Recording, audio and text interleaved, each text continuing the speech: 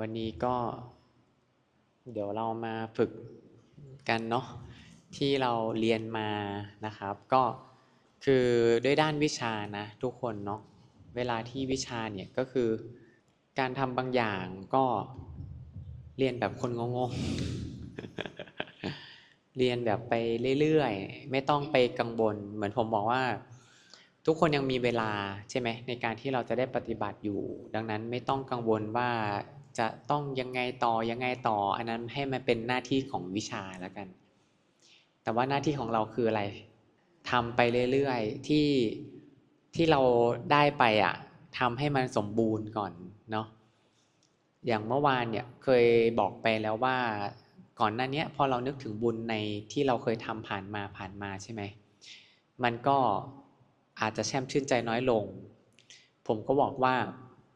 เริ่มเอาบุญจากที่เราเคยทำมาแล้วต่อไปให้นึกถึงบุญที่เราทำวันนี้ก่อนเช่นวันนี้เราได้ใส่บาตรเมื่อเช้าใช่ไหมครับเราได้ทำอาหารให้คนได้กินเราได้จัดแจงเบาะให้คนได้นั่งเราได้จัดเตรียมหลายๆสิ่งหลายๆอย่างเพื่อให้คนนั้นได้มาปฏิบัติซึ่งอันนี้แหละคือบุญในปัจจุบันอย่างบางคนล้างจานอย่างเงี้ยล้างจานให้คนปฏิบัติก็ถือว่าเราทำคุณประโยชน์ให้กับคนที่เขาได้เดินจิตเดินใจเขาให้ถึงมรรคผลนิพพานคือมันเป็นบุญในปัจจุบันของเราต้องเก็บบุญของเราแต่เราอย่าไปปล่อยบุญให้ปล่อยปละละเลยเหมือนวันนี้เรายิ้มให้คนแสดงว่าเราทำอะไรให้แรงกายเป็นทานแทนที่จะทำให้แรงกายของเรามันเป็นทุกข์กับคนที่เห็นเราแต่พอเรายิ้มมันทำให้คนที่มองเห็นเราเป็นยังไงชื่นใจสบายใจใช่ไหมครับนั่นคือเรากำลังให้แรงกายเป็นทานโอเคแหละแม้บางอย่างอะไรมันจะหนักเหมือนพายุในใจของเรามากขนาดไหนแต่พอเรายิ้มได้มันก็ทำให้คนที่มองเห็นเรานั้นเกิดความสบายใจนั่นคือการให้แรงกายเป็นทานคือมันมีหลายอย่างในส่วนของบุญของเราเราอย่าไปมองแค่ว่าเราได้ทำบุญอย่างเดียวบุญที่เราได้ทำตั้งใจทำมันนั้นมันเป็นส่วนที่เห็นชัดอยู่แล้วแต่อยากให้มามองบุญที่เล็กๆน้อยๆที่เราสามารถจะทำได้เช่นเมื่อกี้ผมก็เห็นบางคนเดินมาด้วยสติใช่ไหมนั่นก็เก็บบุญของเราแหละเพราะเราอยู่กับปัจจุบันขณะดังนั้นมันคือการที่เราสะสมไปทีละเล็กทีละน้อยเหมือนกับน้ำมันหยดลงในตุ่มบุญของเราก็เหมือนกับน้ำหยดทีละหยดทีละหยดทีละหยดผมเชื่อว่าวันหนึ่งมันก็เต็มทีนี้พอเราจะเข้าเมืองเมตตาอารมณ์ของบุญมันต้องเต็มพร้อมมีใครบ้างล่ะที่ทุกข์กายทุกข์ใจอยู่แล้วจะไปเมตตาได้ไหมเราว่าไม่ได้ดังนั้นในส่วนของหลักวิชาคือเราต้องนึกถึงบุญให้ได้อิ่มใจก่อนพออิ่มใจปุ๊บกายอิ่มไหมอิ่มพอกายอิ่มใจอิ่มปุ๊บมันจึงเดินเข้าสู่เมืองเมตตาได้ง่ายขึ้นแล้วมันจะอ่อนโยนลงไปอีกการปฏิบัติมันไม่ได้ปฏิบัติเพื่อจะไปถึงไหนเราไม่ได้ปฏิบัติเพื่อจะเอาอะไรแต่เราปฏิบัติเพื่ออยู่ภายในของเราแค่นี้นะครับนั้นการนั่งในวันนี้ก็ไม่จำเป็นต้องนั่งว่าต้องได้อะไรจะไปถึงไหนจะจิตผ่องใสไหมจะได้ความเข้าใจอะไรเพิ่มขึ้นไหมไม่ต้องกังวลทำตัวเหมือนกับพื้นดินที่มันเป็นล้วนซุยน้ำสามารถซึมผ่านได้ผมเชื่อว่าพลังงานดีๆมันซึมผ่านเข้าไปสู่กายสู่จิตของเราเหมือนเมื่อเช้าเราได้นั่งฟังบทสวดที่เราได้สวดกันเสียงเพราะไหมล่ะว่าเพราะมากผมรู้สึกว่ามันแบบจับใจมากนะเหมือนกับประมาณกำลังเข้าเฝ้าพระพุทธเจ้าแล้วเราก็นั่งสวดสรรเสริญคุณของพระพุทธพระธรรมพระอริยสงฆ์อยู่ต่อหน้าเราทุกคนอยู่ในปัจจุบันขณะได้มากขึ้นกับบทสวดเห็นไหมว่ามันมีกำลังสูงดังนั้นพอเราได้ทำสมาธิอยู่กับเสียงสวดของพระธรรมบรรดาลของหลวงพี่ที่พ่อปู่ท่านสอนเราพอเราฟังปุ๊บจิตเรามันตกล่องของความเป็นสมาธิเพราะว่าเราเอาจิตจับอยู่กับเสียงใช่ไหมเอาใจใส่ที่เสียงใช่ไหมเคล็ดลับของการทำสมาธิคืออะไรเอาใจใส่อย่างเต็ม100%พอเราเอาใจใส่อย่างเต็ม100%กับเสียงปุ๊บสมาธิเกิดไหมเกิดพอท่านพูดมาบางคำบางประโยคว่าสามัคคีนะลูกสามัคคีของผู้รู้กับสามัคคีของจิตรวมกันเป็นหนึ่งเดียวก็จบกิจที่ต้องทำเรานี่ไงมันอยู่ตรงนี้นี่ไงทำยังไงให้จิตของเราสามัคคีกับผู้รู้บางทีจิตก็ดื้อกว่าผู้รู้บางทีผู้รู้ก็ไม่รู้มากกว่าจิต มันก็สู้กันไปสู้กันมาแต่ทำยังไงเราจะรักษาลูกน้อยของเราที่เป็นจิตเนี่ยด้วยผู้รู้ที่มีความเข้มแข็งทางความรู้แล้วก็ไม่ยอมแพ้กับสิ่งที่จิตไปถูกกระทบอะไรมาแล้วให้รวมกันเป็นหนึ่งเดียวกันพอมันสามัคคีกันอย่างนี้ได้ปุ๊บมันก็เลยทำให้กายเราก็สามัคคีข้างนอกก็สามัคคีมันจึงสำแดงออกมาเป็นความสามัคคีภายนอกเพราะว่ากายกับจิตกับผู้รู้รวมกันเป็นอันเดียวแล้วไม่ต่อต้านกันแล้วมันก็เลยกลายเป็นไม่มีกิจที่ต้องไปหักล้างกิจที่ต้องไปทำอะไรอีกดังนั้นพอเราฟังแค่นั้นเห็นไหมว่ามันไม่ได้เกิดจากการที่เราจะไปคิดตามอย่างเดียวแต่มันเกิดจากอะไรครับสติของเรามีตระหนักรู้อยู่ในปัจจุบันขณะ2คือสติของเราจับอยู่ที่เสียง3คือเราเอาใจใส่กับเสียงที่เราได้ฟังโดยที่เราไม่ได้คิดฟังไม่ได้คิดด้วยฟังไม่ได้พยายามจะเข้าใจด้วยฟังไม่ได้พยายามที่จะทำความเข้าใจกับสิ่งที่ท่านบอกเรามาด้วยมันก็เลยกลายเป็นฟังเพื่อฟังแต่สิ่งที่เกิดขึ้นกลายเป็นปัญญาไหลลงสู่จิตดวงน้อยๆมันก็เลยทำให้จิตของเรานั้นได้กำลังบางอย่างเกิดขึ้นเห็นไหมประตูเปิดมันเป็นแบบนี้แต่เมื่อก่อนคือเราฟังปุ๊บคิดตามฟังปุ๊บคิดตามคือไอ้ความคิดตามเนี่ยมันคือความพยายามไปอยู่ในห้องอนาคต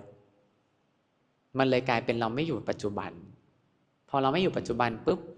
สติมันก็ไม่ทันสมาธิก็ไม่ตั้งมั่นเพราะมันมีการฟังแล้วก็คิดฟังแล้วก็คิดคือมีการกระทำอยู่2อย่างขณะเดียวกันสิ่งที่เกิดขึ้นคือสมาธิก็ไม่เกิดปัญญาก็เลยไม่เกิดพอหลังจากท่านสวดเสร็จแทนที่เราจะจำอะไรได้บ้างเรากลับท่านพูดอะไรนะจับใจความไม่ได้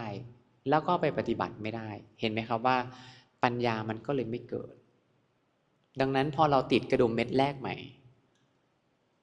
สิ่งที่สำคัญที่สุดก็คือกลับมาอยู่กับปัจจุบันขณะให้ได้ด้วยการใช้สติสติของเราก็คือการกลับมาอยู่กับสิ่งที่อยู่ตอนนี้ขณะนี้แล้วก็อยู่กับเขา100%อันนี้แหละคือปัญญามันจะค่อยๆเกิดขึ้นตามลำดับลำดา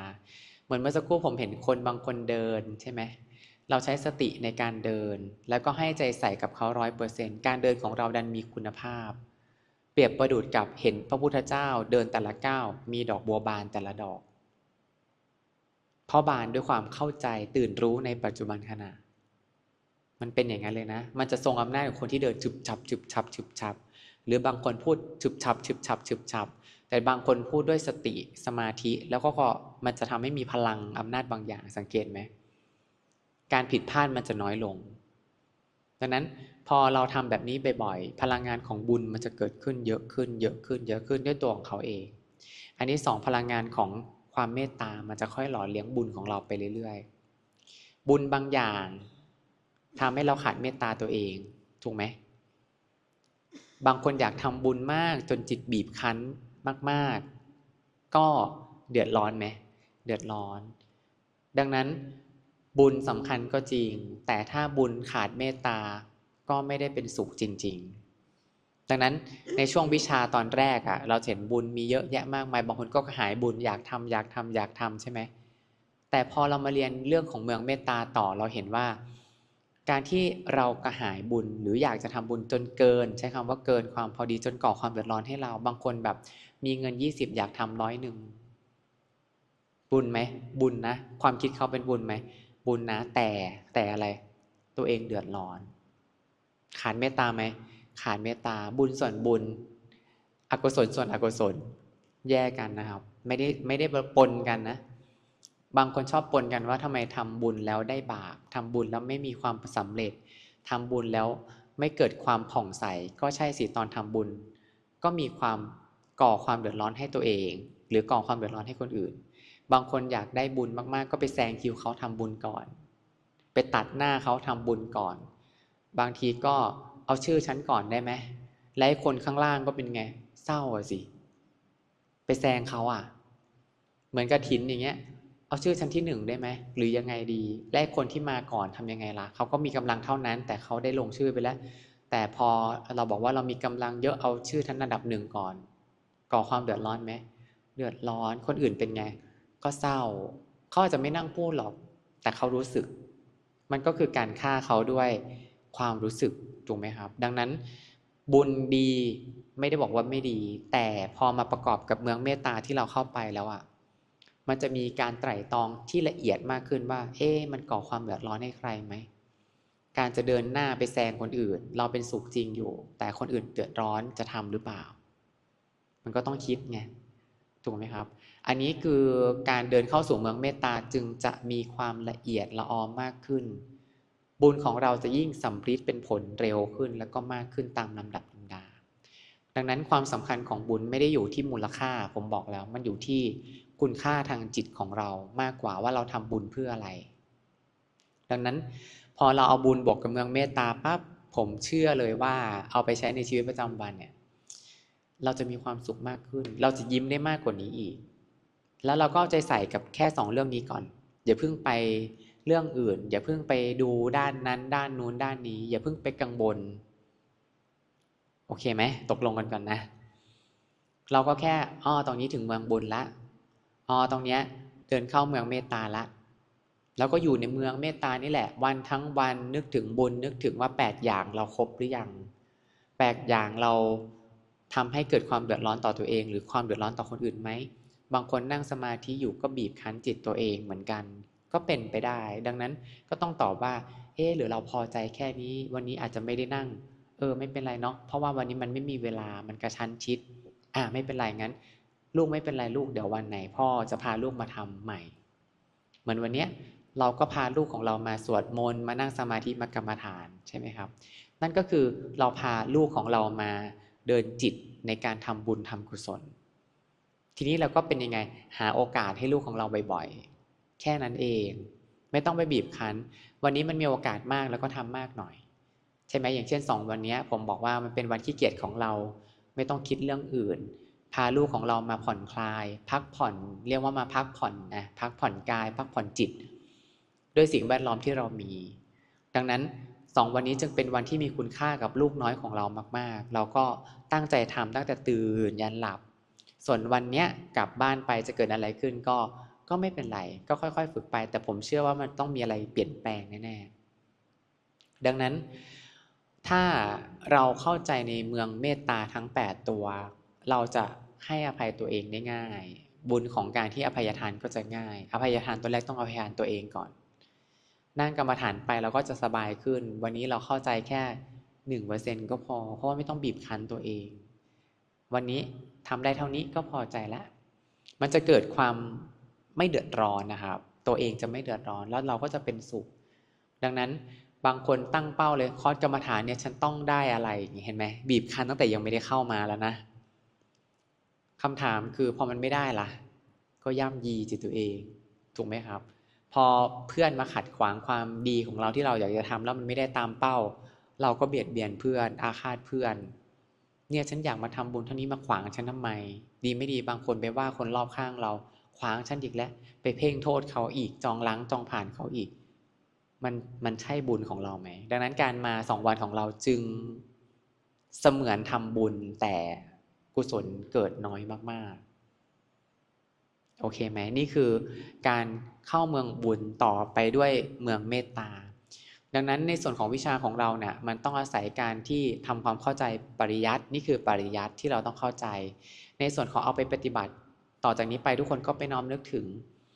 วันนี้ก่อความเดือดร้อนให้คนอื่นหรือเปล่าก่อความเดือดร้อนด้วย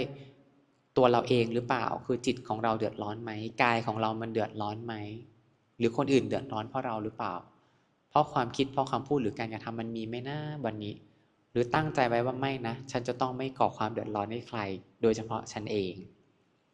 หรือที่2คือเราต้องไม่บีบเค้นจิตตัวเองไม่บีบเค้นจิตคนอื่นไม่บีบเค้นการกระทำเพื่อทำให้คนอื่นเกิดบางอย่างที่เราชอบแล้วก็ไปบังคับให้เขาทำแบบนั้นหรือบางทีเราอาจจะพลาดทำไม่ได้ตามที่เป้าหมายแล้วก็ไม่ย่ำยีจิตตัวเองบางทีเพื่อนของเราอาจจะพลาดอาจจะด่าเรามาอาจจะเกิดความเพลียงพล้ำคุมอารมณ์ตัวเองไม่ได้แล้วก็พลาดกระทบเราก็ไม่ย่ำยีเขาเนี่ยไหนครูบาอาจารย์สอนยังทำแบบนี้อยู่นี่คือการย่ำยีนะการด้อยค่านะอย่าทำแบบนี้อย่าไปบอกเนี่ยท่านสอนแบบนี้ทำไมยังทำอย่างนี้อยู่นี่คือการด้อยค่าคนอื่นโดยที่เราไม่รู้ตัวดังนั้นมันคือการย่ำยีคนอื่นเราก็จะไม่ท ถูกไหมครับเพราะถ้าเราได้ยินคำนี้เราดีใจไหมล่ะไม่ดีใจดังนั้นใจเขาใจเรากฎข้อที่หนึ่งจำได้ไหมทุกอย่างใจเขาใจเราเราไม่อยากได้ยินคำนี้ก็อย่าพูดครับแล้วต่อไปมันก็จะไม่ต้องไปจองร้านจองผ่านใครแม้ใครจะมาขัดขวางการทำความดีของเราแล้วก็ไม่เพ่งโทษเขาไม่เป็นไรเรามีโอกาสได้เท่านี้ก็ไม่เป็นไรเลยการจองล้างจองผ่านมันก็จะคลายตัวลงการเบียดเบียนตัวเองที่จะต้องให้ทำอะไรเพื่อได้บางอย่างมันก็จะน้อยลงน้อยลงเพราะเรามีสิ่งที่ดีอยู่แล้วเพียงพอแล้วแล้วก็การที่เราจะไปฆ่าใครด้วยความคิดตัดเขาออกจากชีวิตไม่อยากยุ่งด้วยเพราะเห็นต่างมันก็จะน้อยลงฆ่าเขาด้วยคำพูดหรือฆ่าเขาด้วยการกระทำมันก็จะเบาบางลงตามลำดับเมื่อนั้นแหละคือการทำความสุขให้ตัวเอง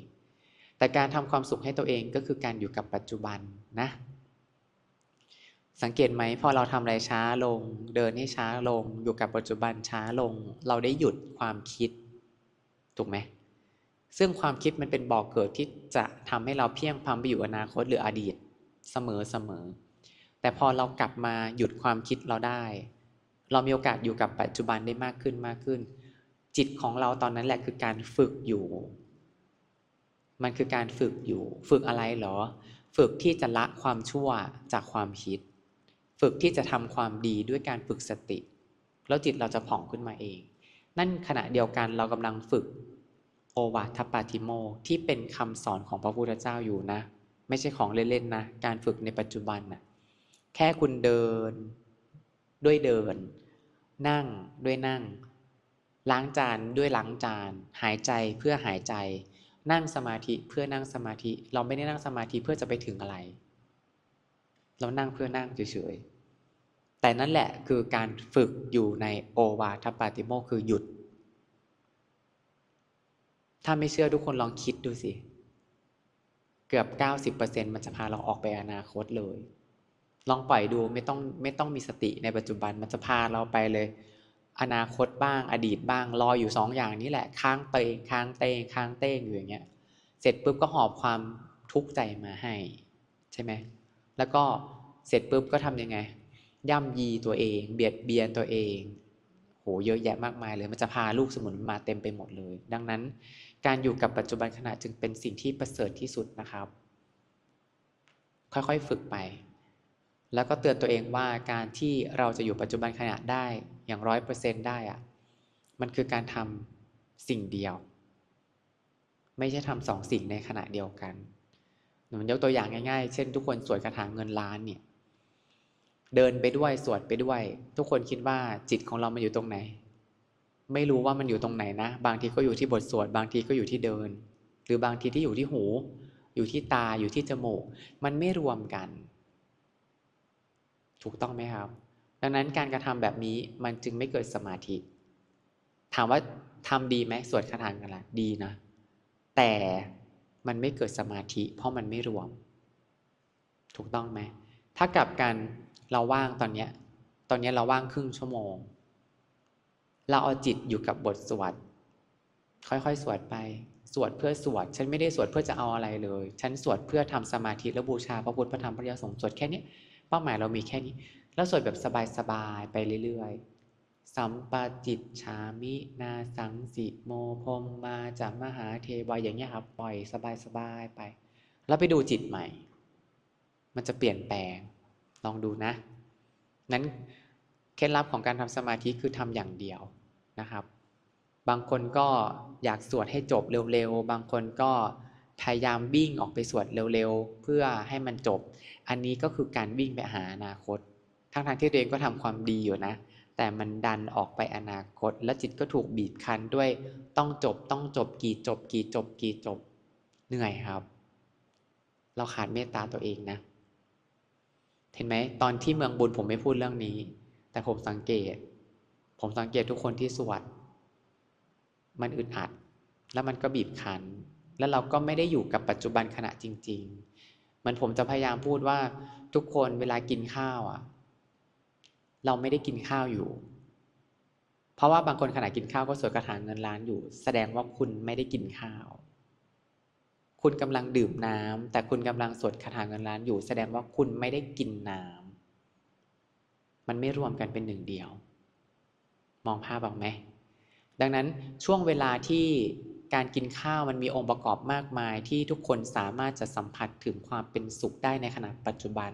ซึ่งมันเป็นช่วงเวลาสั้นๆและต้องอาศัยองค์ประกอบหลายอย่างกว่าที่คุณจะได้สิ่งมหัศจรรย์ตรงนั้นเกิดขึ้นเพียงแวบเดียวมหัศจรรย์ยังไงเรามีข้าวกินถูกไหมครับเรามีโอกาสที่จะได้กินข้าวเรามีเวลาที่จะได้กินข้าวตรงนั้น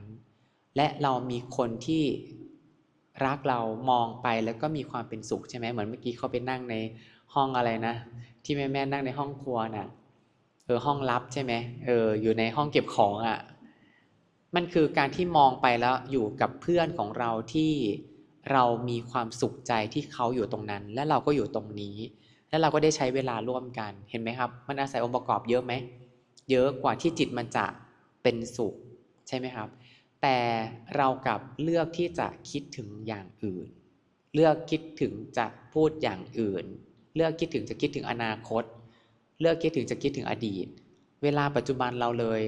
หายไปหมดเลยทั้งที่มันเป็นเวลามหัศจรรย์ของเราที่ไม่มีใครโชคดีขนาดนี้คนมีเงิน100 ล้านอาจจะไม่ได้กินข้าวกับเพื่อนหรืออาจจะไม่มีเวลากินข้าวก็เป็นไปได้เพราะว่าหาเงินไม่มีเวลา5 นาทีก็มีความสำคัญกับเขาก็จะบอกอย่างนี้เสมอแต่เราใช้เวลาอยู่กับเพื่อนของเราอย่างสบายใจแล้วก็เป็นสุขจิตดวงน้อยๆที่กำลังอึดอัดพอมาเจอภาพที่ดีๆพอมาเจออารมณ์ที่เพื่อนๆส่งมาให้พอมาเจอสิ่งที่ได้รับดีๆกลับมีความแช่มชื่นใจโอกาสแบบนี้หายากไหมทุกคนว่ายากแต่เราปล่อยมันไปด้วยเราเองเลือกที่จะไปคิดถึงที่บ้านเรื่องที่ไปคิดถึงอนาคตเรื่องไปคิดถึงเรื่องแบบบางเรื่องที่ยิ่งคิดและยิ่งแบบอึดอัด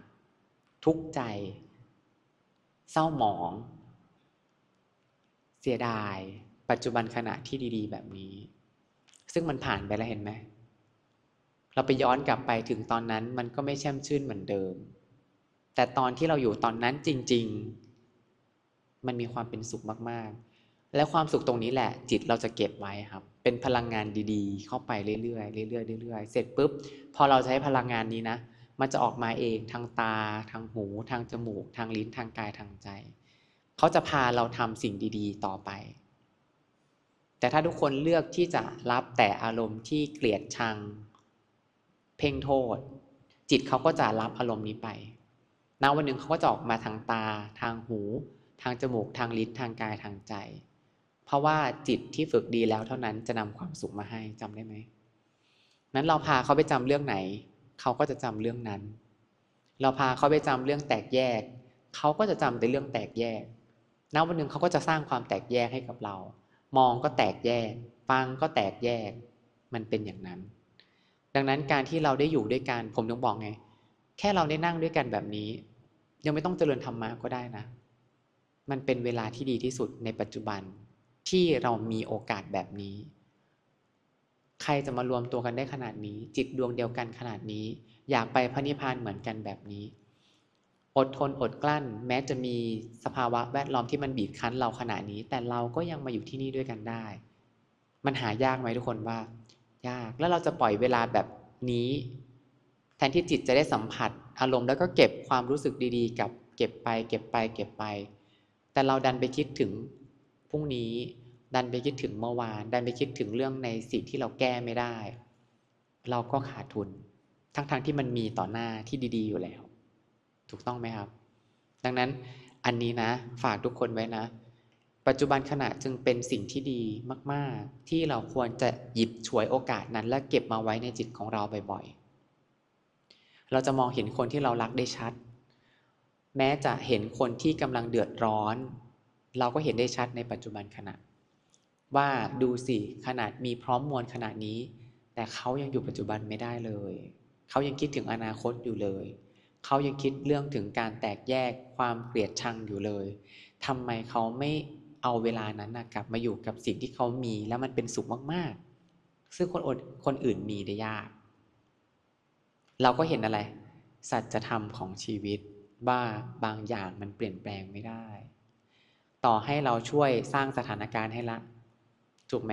หลวงพี่ท่านก็สร้างสถานการณ์ให้แล้วเนี่ยโอ้ต้นไม้ก็ธรรมชาติที่ก็ปฏิบัติดี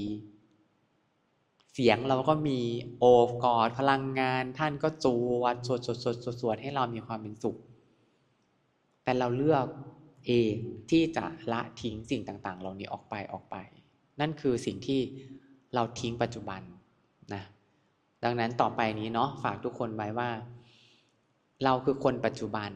คนปัจจุบันสามารถที่จะมีความสุขในบุญของตัวเองได้คนในปัจจุบันสามารถที่จะเลือกให้ตัวเองมีเมตตา8ตัวได้เท่านั้นคนอนาคตทำไม่ได้ครับคนอดีตก็ทำไม่ได้คนอนาคตคือการเปลี่ยนแปลงมันเคลื่อนไปเป็นอนิจจังเปลี่ยนแปลงเสมอส่วนคนอดีตเป็นอะไรอนัตตาครับทุกคนไม่สามารถกลับไปเป็นคนเมื่อเช้าได้ถูกต้องไหมครับเพราะว่าเราตายไปแล้วครับจากคนเมื่อเช้านี้เมื่อวินาทีที่ผ่านมาเราก็ตายไปแล้วครับการเกิดการดับมันเร็วขนาดนั้นแต่เราเป็นปัจจุบันแบบนี้นะครับต่อไปก็รวมกายในปัจจุบันจิตรวมในปัจจุบันเราจะเป็นคนปัจจุบันได้มากขึ้นเราจะไม่เป็นผีอีกต่อไปเมื่อก่อนเราต้องยอมรับว่าเราเป็นผีนะผีผมยาวไม่ใช่ผีผมสั้นผีผมขาวผีผมเทาผีผมงอกเอามีทุกผีเลยตอนนี้จริงๆตอนนี้เราจะกลับมาเป็นคนปกติละโอเคไหมต่อไปนะดังนั้นฝากต่อไปหลังจากที่เราฝึกกรรมฐานเสร็จกลับบ้านไปทบทวนเมตตา8ตัวบ่อยๆนะแล้วเราก็จะมีความเป็นสุขอยู่ในปัจจุบันขณะได้มากขึ้นการกระทำบางอย่างที่เป็นสามัญมากๆแต่มันศักดิ์สิทธิ์ที่สุดแค่เดินถูกไหมแค่เดินเราจะบอกว่าหมอเลยเดินเฉยๆยกแก้วน้ำเฉยๆอะไรเนี่ยมันปฏิบัติธรรมตรงไหนอะหมอแต่มันคือสิ่งมหัศจรรย์ที่สุดที่ถ้าเราทำได้มันจะศักดิ์สิทธิ์มากๆศักดิ์สิทธิ์ยิ่งกว่าที่เรานั่งกรรมฐานแล้วไปบีบเค้นจิตตัวเองด้วยซ้ำบางทีเรากราบพระแต่จิตเราวุ่นวายตลอดเวลาเราก็ไม่เกิดความผ่องใสในจิตเลยอันนี้คือสิ่งที่ศักดิ์สิทธิ์ในสิ่งที่เป็นปัจจุบันขณะนะให้ทุกคนลองเอาไปฝึกดูผมเชื่อว่าวิชานี้จะทำให้ทุกคนสามารถดูแลสิ่งแวดล้อมตัวเองได้โดยคนรอบข้างเขาจะเป็นสุขได้มากขึ้นและเราเองร่างกายเราเองก็จะไม่ถูกบีบคั้นจากตัวเราเองเราก็จะนอนพักผ่อนให้เพียงพอเราก็จะเลือกที่จะกินอาหารที่มันไม่เป็นโทษต่อร่างกายมีสติในการกินหน่อยไม่ใช่กินดะเลยกินอะไรก็กินเราก็จะสามารถดูแลจิตดวงน้อยๆของเราไม่ใช่จะกินแต่ความคิดที่ไม่ดีทุกวันใช่ไหมอย่าลืมนะอาหารของจิตของเราคืออะไรความคิดมันก็ขึ้นอยู่กับว่าเราจะให้อาหารเขายังไงอ่ะแต่ผมเลือกจะให้อาหารด้วยบุญและก็เมตตาเป็นเมตตาเจโตวิมุตติแนบแน่นสนิทอยู่กับจิตตลอดเวลาไม่ใช่เอาโกธาโกธาเจโตวิมุตติความโกรธแนบแน่นสนิทอยู่กับจิตมันไม่วิมุตตินะมันเป็นสังสารวัฏฏินะมันต้องทำอย่างนั้นนะหรือบางคนชอบเอาความหลงเอาความโกรธเป็นแนบแน่นสนิทอยู่กับจิตตลอดเวลาอย่างเงี้ยเอาความเปรียบเทียบเอาความอิจฉาเอาความน้อยใจเป็นแนบแน่นสนิทอยู่กับจิตตลอดเวลาอย่างเงี้ยมันก็คือการยึดพื้นที่ด้วยอารมณ์อกุศลกรรมไปแล้วอ่ะนั้นต่อไปเนี้ยจิตดวงน้อยของเราจะถูกรับอาหารเราก็ต้องมีสติให้อาหารเขาที่ถูกต้องถูกไหมครับก็คือจะให้แค่บุญแค่นั้นนะลูกนะพ่อจะพาลูกไปทำบุญแค่นั้นลูกบุญพ่อจะทำอยู่4อย่างนี่แหละพ่อไม่ได้ทำบุญเยอะหรอกเท่าที่พ่อทำได้สิ่งของแรงกายธรรมะอภัยทานพ่อจะพาลูกทำอยู่อย่างนี้แหละแนบแน่นสนิทอยู่กับเขาอย่างนี้สิแล้วต่อไปพ่อจะแนบแน่นสนิทอยู่กับไม่ก่อความเดือดร้อนให้ใครด้วยความคิดคำพูดการกระทำไม่บีบเค้นจิตของลูกเองนะไม่ย่ำยีตัวลูกเองด้วยพ่อจะให้กำลังใจลูกเก่งมากๆแล้วและลูกจะต่อไปพ่อจะไม่พาลูกไปจองล้างจองผ่านใครละเบียดเบียนใครก็ไม่เอาแล้วก็ไม่ฆ่าใครด้วยสิ่งต่างๆและลูกก็จะต้องเป็นสุขเพราะพ่อจะพาลูกไปทำบุญทำกุศลและก็จะทำให้คนอื่นเป็นสุขได้ถ้าลูกเป็นสุขได้แนบแน่นกับเขาอยู่อย่างนี้4 วันทั้งวันนะผมเชื่อว่าดีแน่ๆดังนั้นอาหารในสิ่งแวดล้อมเราถ้าเราทำอย่างเงี้ยเมตตาเกิดสิ่งแวดล้อมเราดีแน่นอน ร่างกายเราก็ดีแน่ๆเพราะว่ามันมีสติอย่าลืมนะอาหารมันไม่ใช่แค่ปากอาหารมันมาทางไหนได้บ้างตาเราไปดูสิ่งแย่ๆเราก็กินอาหารที่เป็นพิษครับถูกไหมการดูคนตีกันกับการดูคนรักกันเมตตากันดูอะไรที่เป็นสงบดูธรรมชาติอย่างเงี้ยทุกคนว่าอะไรเป็นอาหารที่ดีคิดได้อยู่แล้วถูกไหมเลือกได้อยู่แล้วแต่คุณจะเลือกอะไรล่ะเสียงที่คุณฟังมันก็เป็นอาหารทางหนึ่งเหมือนกันคุณจะเลือกฟังเสียงไหนล่ะเสียงที่ทำให้คุณมีความสบายใจหรือเสียงที่ทำให้คุณเกิดความกระตุ้นความโกรธความโลภความหลงอยู่ในใจเราเลือกได้ไหมได้เพราะมันหูเรานี่หรือหูใครอะถูกไหมไม่มีใครเอาอะไรมากรอกหูเราซะหน่อยยกเว้นเราเอาหูเราไปฟังเสียงเขาเองใช่ไหมครับก็เลือกเอาอันนี้คือสิ่งที่เราเลือกได้นะครับดังนั้นแล้วแต่เรานะว่าเราจะเอาอาหารอะไรเข้าร่างกายสำหรับผมเองอ่ะผมจะมาดูเลยว่าอาหารที่เข้าร่างกายผมเข้าจิตผมมันมีอะไรบ้างผมจะดูแค่3อย่างนี้เสมอมันก็มีจากอาหารจากสิ่งแวดล้อมสังคมเราเป็นพิษเราอยู่สังคมนั้นนานๆเราก็เป็นพิษเราอยู่สังคมที่โกรธเราก็ต้องเป็นคนโกรธนะวันใดวันหนึ่งเพราะทุกสิ่งทุกอย่างมันเป็นอารมณ์โกรธรวมกันดังนั้นถ้าสังคมแบบนี้ผมเลือกที่จะย้ายตัวเองออกจากสังคมนี้ครับถูกต้องไหมเราเลือกได้นี่ไม่มีใครบังคับเราได้นะอันที่สองร่างกายเราก็รับตาบ้างหูบ้างจมูกบ้างลิ้นบ้างกายบ้างถูกไหมครับเราก็เลือกสิว่าเราจะอาหารเรามันจะเป็นอาหารที่บำรุงจิตให้เกิดความเมตตาความรักหรืออาหารนั้นจะบำรุงความโกรธความเกลียดความโลภความหลงของเราเลือกได้ไหมได้ซึ่งเราต้องใช้สติมากๆในการที่จะรับอาหารพวกนี้และสุดท้ายอาหารในจิตของเราที่มันคิดตลอดเวลาเนี่ยคิดอยากจะทำอันนั้นคิดอยากจะทำอันนี้คิดที่อยากจะทำให้เราดีมากๆเพ้อฝันมากๆแต่มันก็ไม่เคยเป็นเรื่องจริงสักทีเราก็ต้องหยุดลูกเราด้วยลูกความคิดเหล่านี้ทำให้ลูกเป็นทุกข์นะหยุดด้วยอะไรสติปัจจุบันลมหายใจพอลูกเรากำลังดิ้นปุ๊บไม่เป็นไรลูกไม่เป็นไรเดี๋ยวอยู่กับพ่อนี่แหละกำลังพระอยู่กับพ่อนี่แหละลูกอยู่กับพระลูกไม่ได้ไปไหนเลยลูกอยู่กับพระอยู่กับครูบาอาจารย์อย่าไปกลัวลูกอย่าไปกลัวอยู่ด้วยกันนี่แหละมันก็ดิ้นของมันไปแต่กำลังของครูบาอาจารย์ของพระจะโอบล้อมคลุมเขาไว้อยู่เขาจะดิ้นออกไม่ได้ครับแล้ววันหนึ่งกระแสมันหมดเพราะว่าเหตุมันดับมันก็จะค่อยๆคลายตัวของมันเองแต่เราจะรู้สึกว่านี่ไงเรามีที่พึ่งอุ่นใจไหมอุ่นใจลูกเราก็จะเงียบเสียงลงกลับไปนอนนิ่งเป็นเด็กตัวน้อยๆเหมือนเดิมน่ารักเหมือนเดิมแล้วลูกไปต่อนะพ่อจะพาหนูไปคิดถึงบุญแล้วนะลูกนะเราไปสร้างบุญกันเถอะเราไปช่วยคนนี้กันเถอะเห็นไหมครับลูกเราก็จะเป็นยังไงว่านอนสอนง่ายเป็นสุขไหมเป็นสุขเพราะลูกเรานอนนิ่งๆลูกเราก็นำความสุขมาให้เราผู้รู้ก็เป็นไงไม่ต้องเดือดร้อนใช่ไหมครับก็นั่งอยู่บนแท่นสง่างามดูลูกนอนนิ่งๆลูกฉันว่านอนสอนง่ายนะเนี่ยไม่พาฉันไปทำให้เรื่องเกิดความทุกข์ใจอีกแหละผู้รู้ก็จะเป็นยังไงเบ่งบานขึ้นเรื่อยๆเรื่อยๆเรื่อยๆกำลังท่านก็จะสูงขึ้นสูงขึ้นสูงขึ้นณวันหนึ่งเขาก็จะรวมกันเป็นหนึ่งเดียวจิตก็จะว่านอนสอนง่ายไม่ดื้อแล้วพ่อหนูไม่ดื้อแล้วเราก็จะเป็นยังไงสบายปล่อยตามสบายเลยถึงตอนนั้นแต่สบายตอนนั้นจิตมันจะออกไปทางบุญทางกุศลทั้งหมดเลยนะครับมันจะยอมรับทุกสิ่งทุกอย่างได้ง่ายขึ้นลองดูนะฝากทุกคนไว้เท่านี้เดี๋ยวเราจะเริ่มฝึกกรรมฐานกัน